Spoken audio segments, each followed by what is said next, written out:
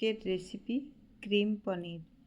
সাদা তেলের মধ্যে জিরে, শুকনো লঙ্কা, তেজপাতা ফোড়ন দিয়ে জিরে, ধনে, আদা, রসুন, কাঁচা লঙ্কা, গরম মশলা বাটা 1 চামচ, 2টো টমেটো বাটা, হলুদ গুঁড়ো, স্বাদ মতো নুন দিয়ে মশলার থেকে তেল ছেড়ে দেওয়া পর্যন্ত খুব ভালোভাবে মশলাটা ভেজে নেব।